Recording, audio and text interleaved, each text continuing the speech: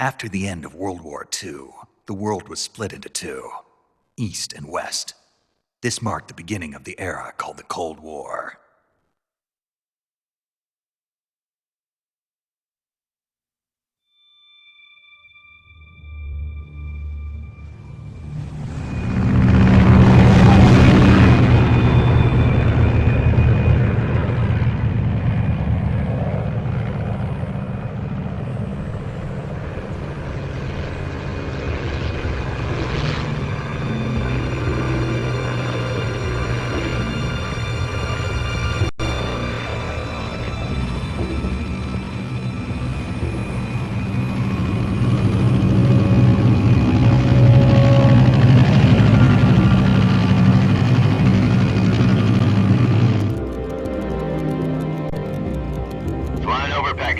Altitude 30,000 feet.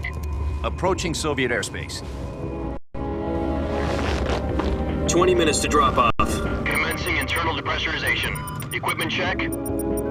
Arm main parachute. All right. You ready to go? Drop zone still showing a high pressure mass. Cav okay. Good. We've got high visibility.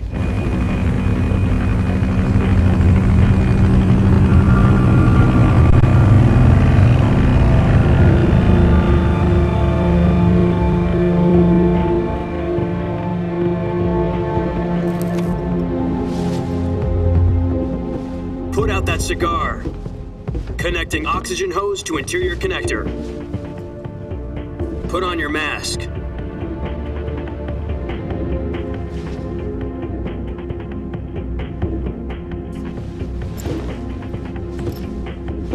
Does this panty waste know what he's doing?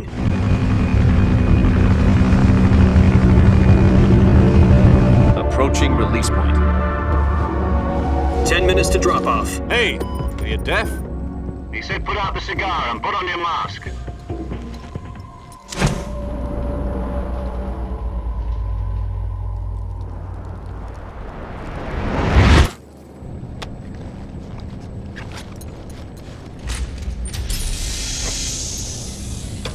Depressurization complete. Checking oxygen supply. 6 minutes to drop off. Opening rear hatch.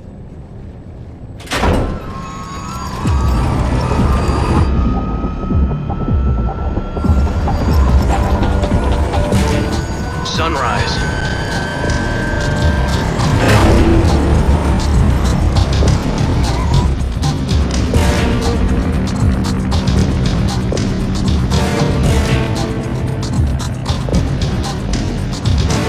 External temperature minus 46 degrees Celsius. 2 minutes to drop off. Stand up.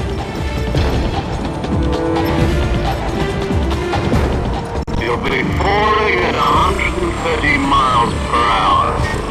Try not to get frostbite from the wind chill. 1 minute to drop off. Move to the rear. Activate bailout bottle. This is one for the history books. The world's first halo jump. 10 seconds to drop off. Stand by. Status okay. All green. Prepare for drop-off. Countdown. 5, 4, 3, 2, 1. Spread your wings And fly. God be with you.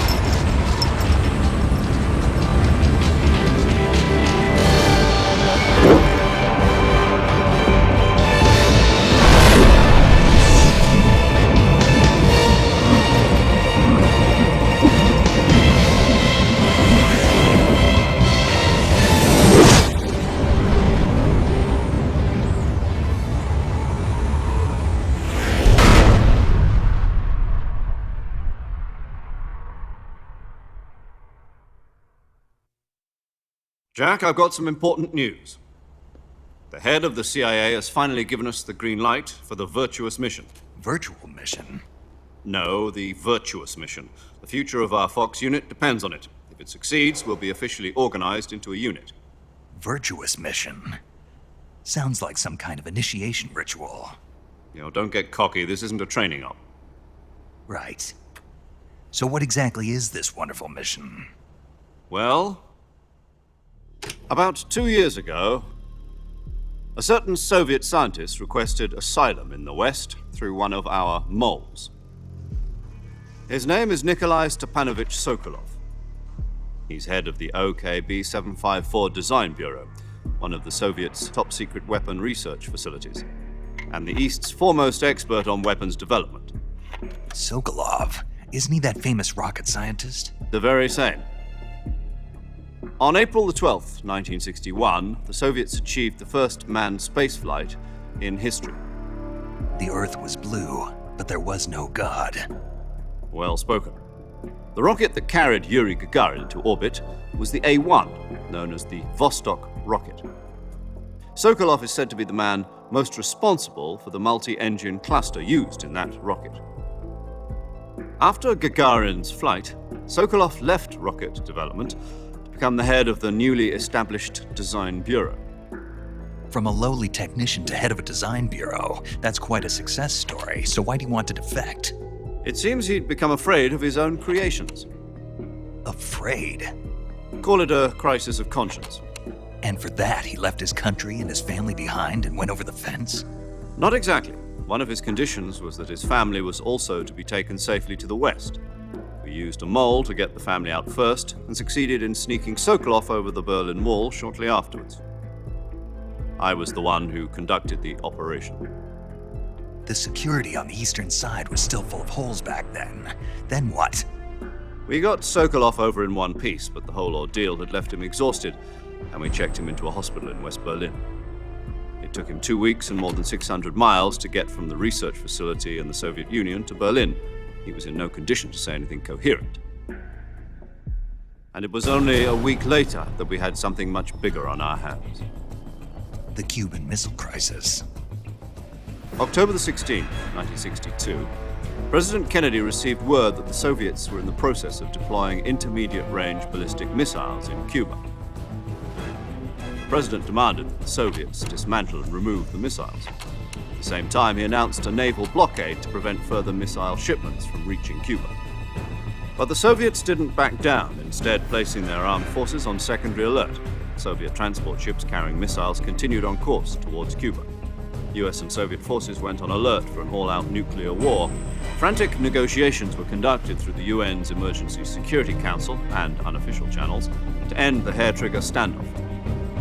Finally, on October the 28th, the Soviet Union agreed to remove its missiles from Cuba.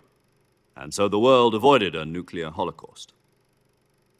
But in order to get the Soviets to pull their missiles out, we had to make a deal. You mean the one where the US agreed to remove its IRBMs from Turkey? No. The Jupiter IRBMs deployed in Turkey were obsolete, and we were going to get rid of them anyway. They had no strategic value whatsoever to either the US or the Russians. The Turkey deal was a ruse, a cover story that was fed to the other intelligence agencies around the world. So what did the Russians really want? Sokolov. They wanted us to return Sokolov. You mean the Soviets pulled out of Cuba just to get their hands on Sokolov? That's right. What the hell was he working on? At the time, we had no idea. We were running out of time. It was either give up Sokolov or risk full-scale nuclear war. In the end, we had no choice. President Kennedy gave in to Khrushchev's demand. The next day, I got Sokolov out of the hospital, handing him over to agents on the eastern side. Sokolov kept on screaming, "Save me," until he disappeared from my sight. Then a month ago, we received some new information from one of our moles. About Sokolov? Yes. He was taken back to the research facility and forced to continue working on the weapon in question under KGB supervision. What's more, it's on the verge of completion. So what kind of weapon is it? Something to do with space rockets? No, missiles. Same technology. I guess you're right. We don't know the details, but it appears to be a new kind of nuclear device. For half a year now, the Soviets have been conducting frequent nuclear tests at Semipalatinsk. Something to do with the weapon, I assume. We're talking about a secret weapon so big that Khrushchev was ready to pull out of Cuba to get it back. Is Sokolov still in the facility? No. According to our intelligence, he's in Selinoyarsk, a place in the mountains about 3 miles to the west that's known as the Virgin Cliffs. The Virgin Cliffs. Nice name for a virtuous mission. They moved him there just recently. Why? Apparently, they're conducting a field test of the weapon, but it's our best chance to get him back. This mission would never have been possible if he was still in the research facility. This is our last chance. Sokolov must have known that too when he contacted us.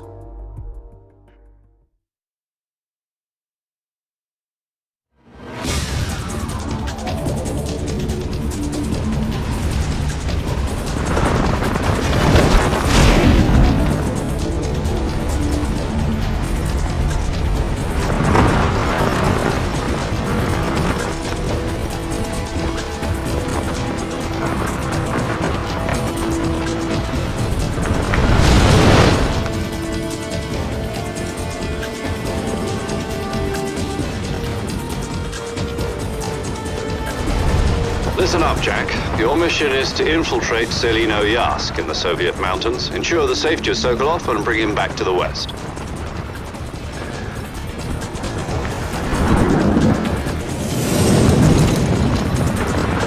If we don't get Sokolov back before that weapon is complete, we'll be facing a major crisis. The clock is ticking.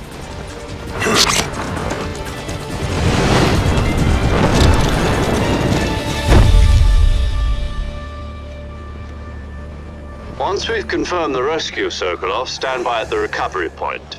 A recovery balloon will be dropped at that point.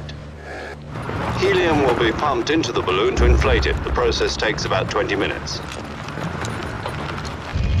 Once it's complete, the gunship's arm will latch onto the balloon and pull it up.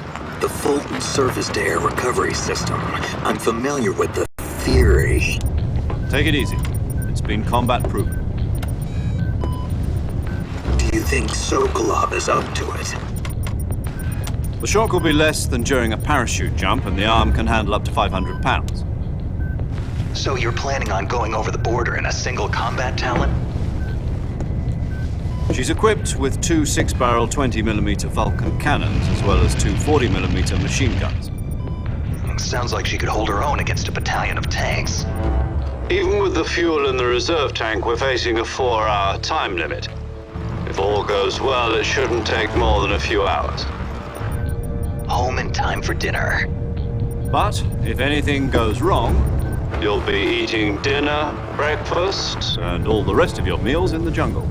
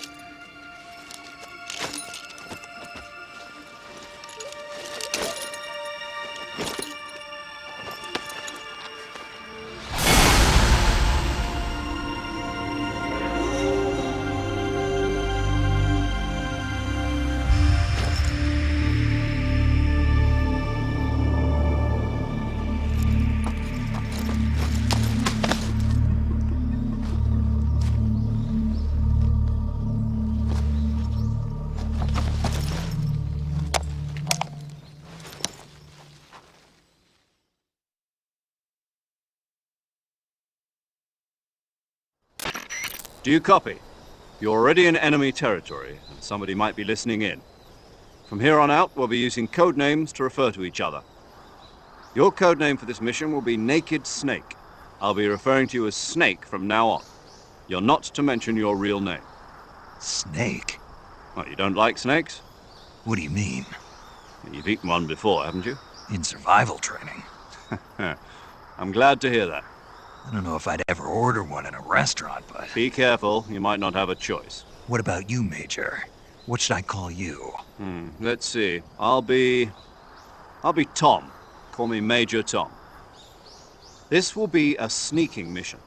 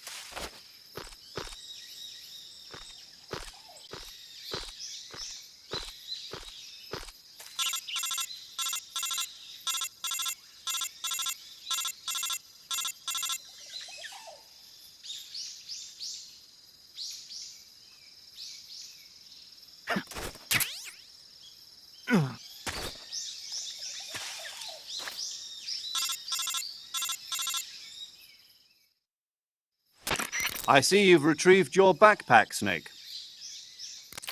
To equip a weapon, it's necessary to take it out of your backpack. In the survival viewer, choose Weapon from the backpack. The weapons you're currently holding will be displayed on the touchscreen. Choose the weapon you want to swap out, then press the Enter button. Next, you'll see a list of all the available weapons in your possession. Select the weapon you want to use and press the Enter button to take it out of your pack. For other equipped items, just do the same thing from Item. Got it. Use the survival viewer backpack. Yep, that's right. Survival is fundamental to this mission. After you've been out in the field for a while, your stamina will start to drop. If your stamina gets too low, it'll affect your performance. You won't be able to shoot accurately, for example, and your wounds won't heal as smoothly. Keep an eye on your stamina so you don't run out. To recover lost stamina, you can hunt for local flora and fauna. You can use either your tranquilizer gun or your knife to hunt. My only weapon is a Mark 22 Hush Puppy tranquilizer gun? That's right. It's been fitted with its own suppressor. However, the suppressor will deteriorate every time you fire. Once its durability reaches 0, the noise suppression effect will be gone. So don't get too trigger-happy with it. The suppressor's durability is shown in the icon. Any weapons and equipment beyond what you're carrying now, you'll have to find as you go. I have to find my own weapons and equipment? Whose crazy idea was this, anyway? Solo covert actions are standard Fox operating procedure. You can't leave any traces of your presence. No weapons, equipment, footprints, sweat, or bodily waste. The same goes for bullets and cartridges, too. Your presence in enemy territory is already a violation of international conventions of warfare. There aren't supposed to be any American soldiers in Russia. It could spark an international incident. You can't let anyone see you. You can't let the enemy know you're there. This is a stealth mission. You're a ghost, Snake, in every sense of the word. And there'll be no rescue if you're captured. The military and US government will deny any involvement in the affair. Then I'll just have to take care of myself, huh? I'm afraid so. You've been given a fake death pill for that purpose. SIS guidelines stipulate that soldiers on covert ops like this one be issued a potassium cyanide capsule. Tape it to your body so you can take it when you need to. How generous of you. Use it if you're taken prisoner by the enemy. It'll send you into a state of false death for a short time. Fooling them into thinking that I'm really dead. So, how do I come back to life? Just take the revival pill. You mean that thing they put in my tooth before the mission? That's the one. But be careful. If you remain in a state of false death for too long, nothing will be able to bring you back. Remember that. I'll keep it in mind. You said this was a solo mission, right? Right. I guess that means I can't count on any reinforcements. Correct. The mission rests entirely in your hands. A real one-man army.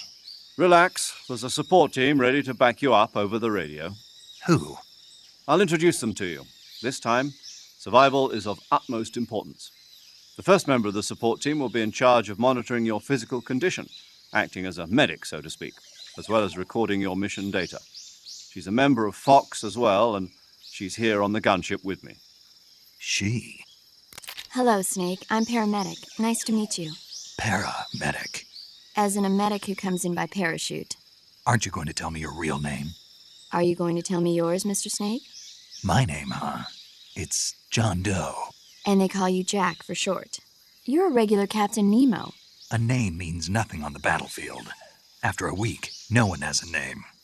What's your name? Jane Doe. Very funny. I wasn't joking, but I'll tell you my name only if you manage to make it back alive. My frequency is 145.73. She's also in charge of recording your mission data. Whenever you want to save, send a message over the reserved save frequency, 140.96. So saving lets me record my mission data. That's right. It also records the state of your health. Good to know. There's one more person I want to introduce you to, Snake. Huh? Speaking of snakes, you remember the boss, don't you? A legendary soldier and your mentor. Actually, it was the boss that got the DCI's authorization in the first place. She's going to be serving as Fox's mission advisor. The boss is? She also helped me plan this mission. She and I were at SAS together. Jack, is that you? How many years has it been? Boss? That's right. It's me. Talk to me. Let me hear your voice. It's been 5 years, 72 days, and 18 hours. You've lost weight. You can tell just by the sound of my voice. Of course I can. I know all about you. Really? Well, I don't know anything about you. What's that supposed to mean? Why'd you disappear on me all of a sudden? I was on a top-secret mission. You didn't need me anymore. But there were still so many things I wanted you to teach me. No, I taught you everything you needed to know about fighting techniques. I taught you all I could. The rest you needed to learn on your own. Techniques, sure. But what about how to think like a soldier? How to think like a soldier? I can't teach you that. A soldier needs to be strong in spirit, body, and technique. And the only thing you can learn from someone else is technique. In fact, technique doesn't even matter. What's most important is spirit. Spirit and body are like two sides of a single coin. They're the same thing. I can't teach you how to think. You'll just have to figure it out for yourself. Listen to me, Jack. Just because soldiers are on the same side right now doesn't mean they always will be. Having personal feelings about your comrades is one of the worst sins you can commit. Politics determine who you face on the battlefield. And politics are a living thing. They change along with the times. Yesterday's good might be tomorrow's evil. Is that why you abandoned me? No, it had nothing to do with you. I already told you, Jack. I was on a top-secret mission. A soldier has to follow whatever orders he's given. It's not his place to question why. But you're looking for a reason to fight. You are a natural-born fighter, but you're not quite a soldier. A soldier is a political tool, nothing more. That's doubly true if he's a career soldier. Right and wrong have no place in his mission. He has no enemies and no friends. Only the mission. You follow the orders you're given. That's what being a soldier is. I do.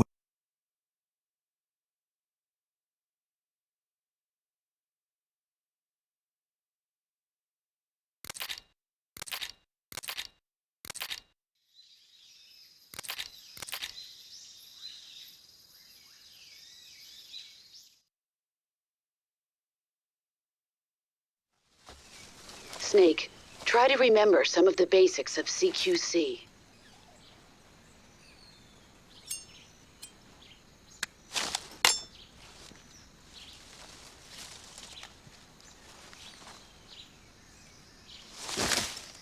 Commencing Virtuous Mission now.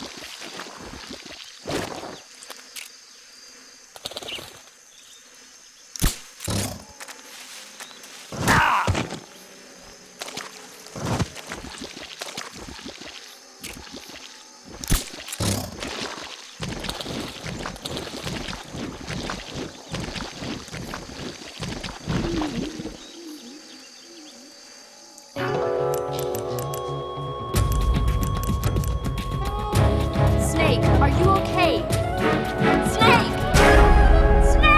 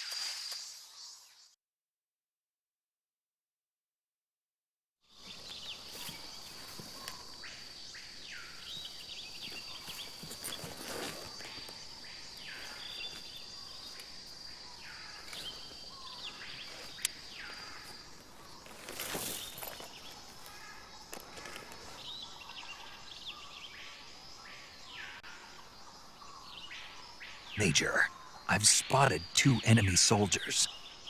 They're probably KGB troops sent to guard Sokolov. AK-47s and grenades.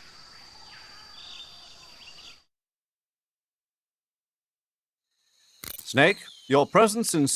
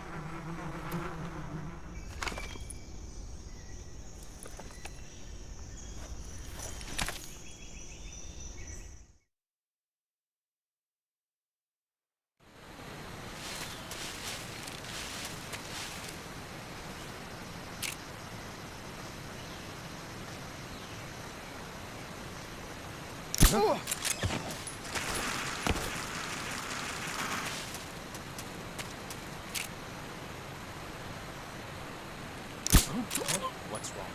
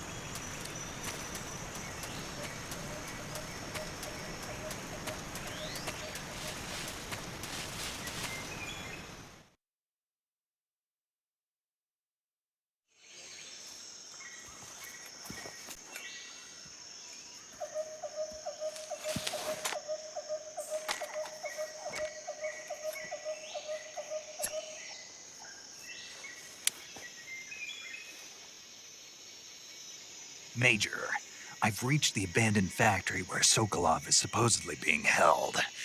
This place is a dump.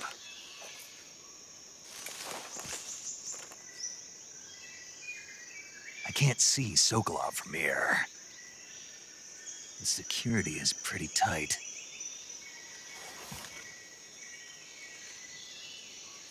There are sentries posted around the perimeter. I wonder how many are inside.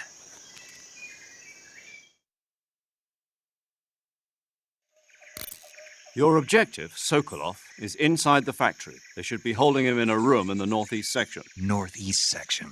Got it. Be careful. Your mission is to bring Sokolov back alive. He must not be exposed to any kind of danger. And do not approach Sokolov while in the alert phase. Right. Oh, and one more thing, Snake. You mean there's more? No, it's just that when you get to Sokolov, I want you to tell him something from me. And that is? Sorry for being so late. Is that all? Yes. Understood. Beginning my approach to the target.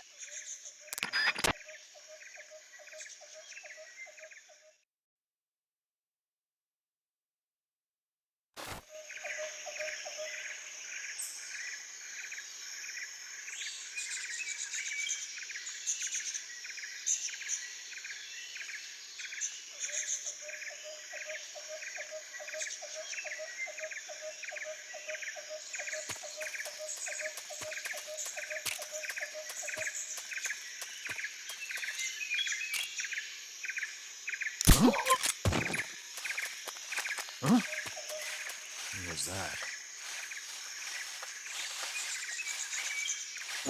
Who's that? What's wrong?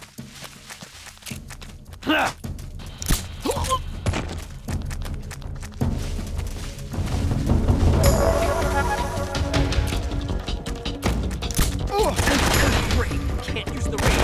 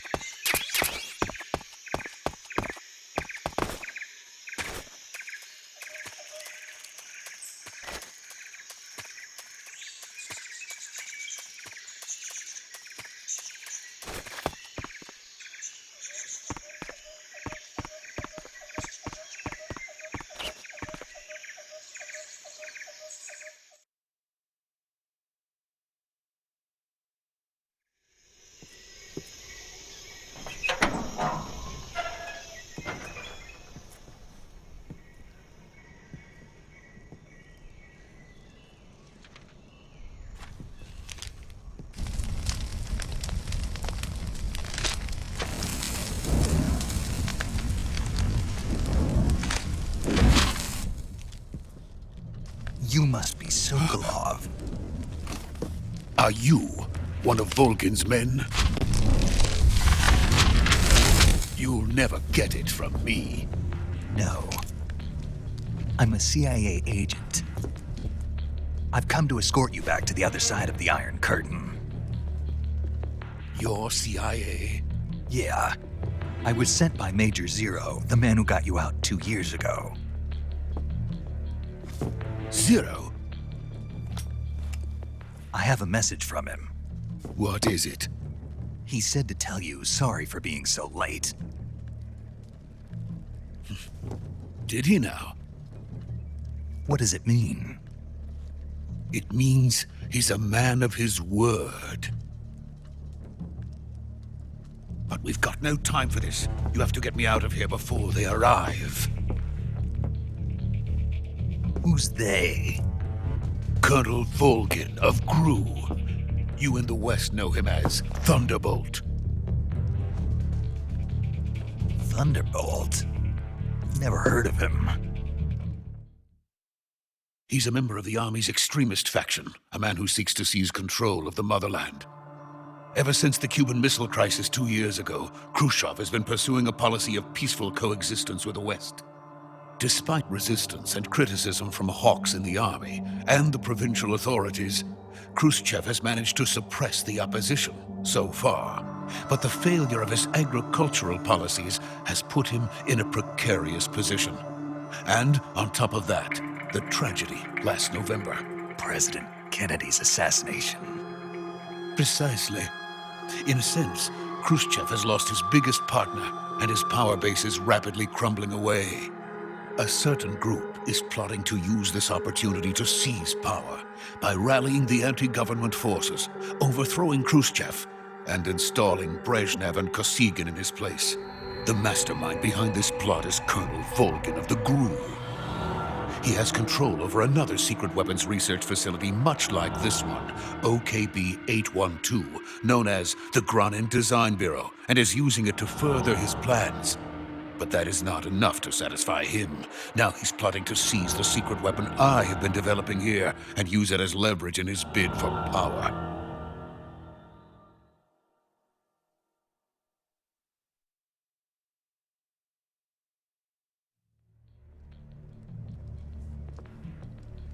The intelligence says that they are going to make their move during the test. Then, the soldiers outside. Exactly. They wouldn't need that many men just to keep me inside. Their orders were to prevent Colonel Volgin from capturing me. Even if it meant killing me in the process. Or so it would seem.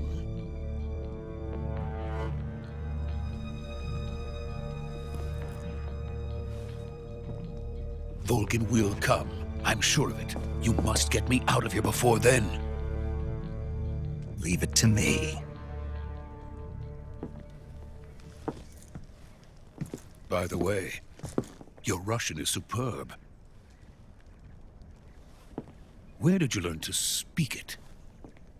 From my mentor. Is that so? America's truly a frightening country. Having second thoughts? No. I have no love for this place. Let's go.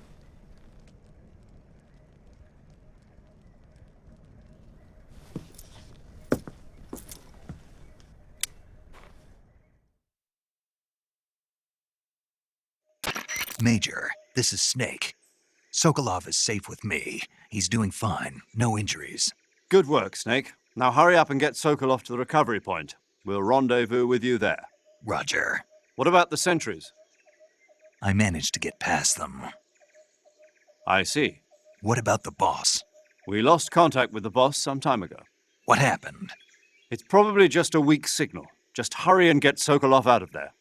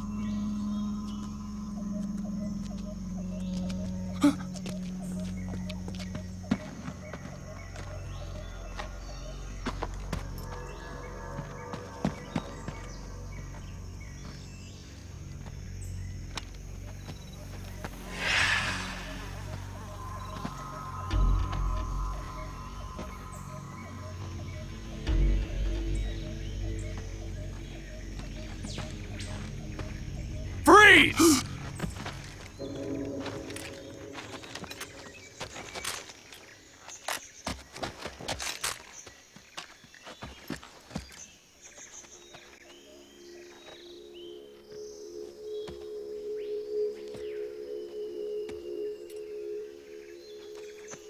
So this is the legendary boss.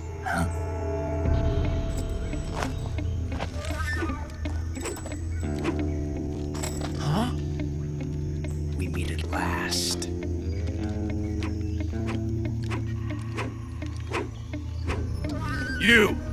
You're from the Ocelot unit of Spetsnaz. What's a GRU soldier doing here?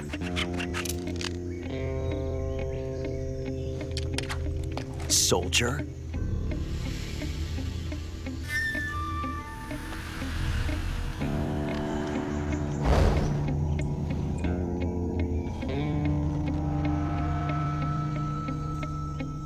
He's the Ocelot commander. Ha! That's Major Ocelot to you. And don't you forget it.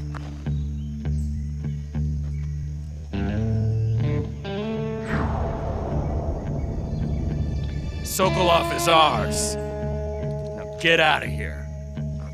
And Ocelot never lets his prey escape. What?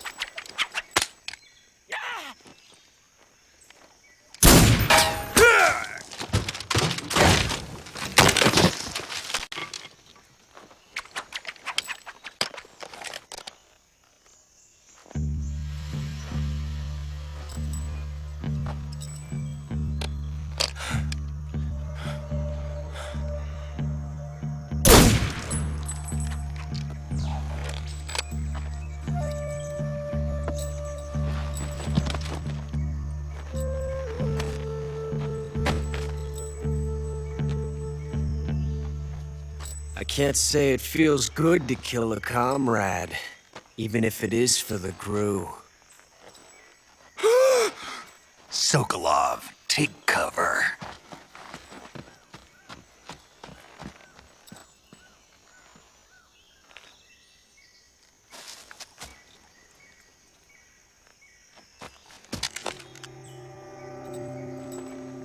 Huh.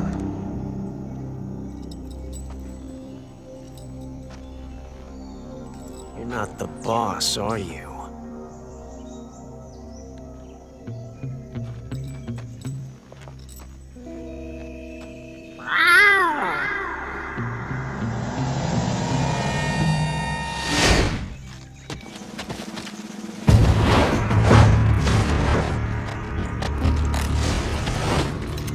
GRU operatives! What is that stance? Huh. That gun.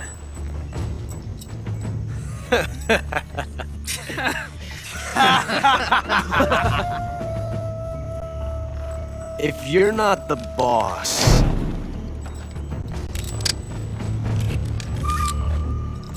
then die.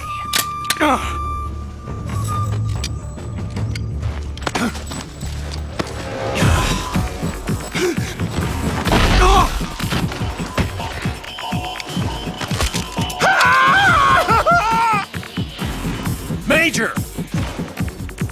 Leave it! Shoot the other one! Whoa!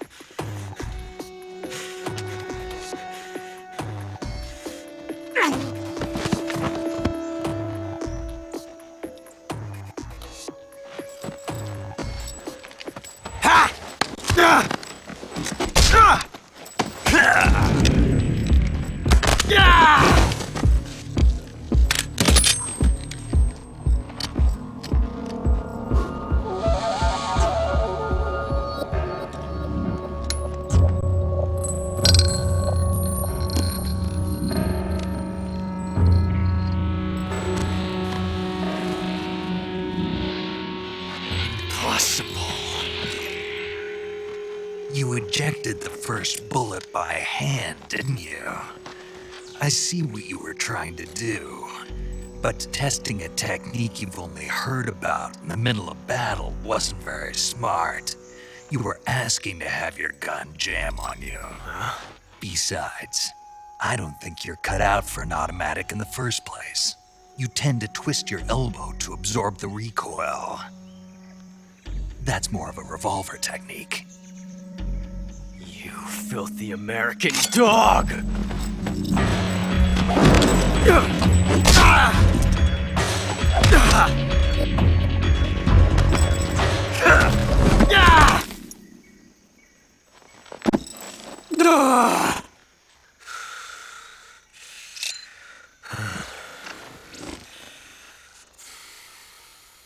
But that was some fancy shooting.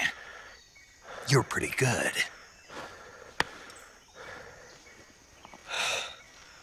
Pretty good.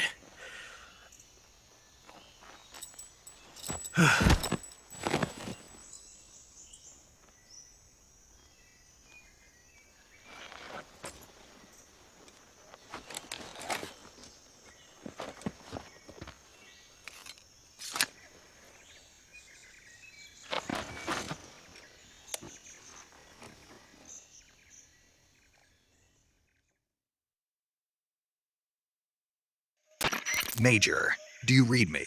I read you. Snake, you all right? I've run into a few snags. These guys were after Sokolov too. Apparently they were taking orders from a GRU colonel named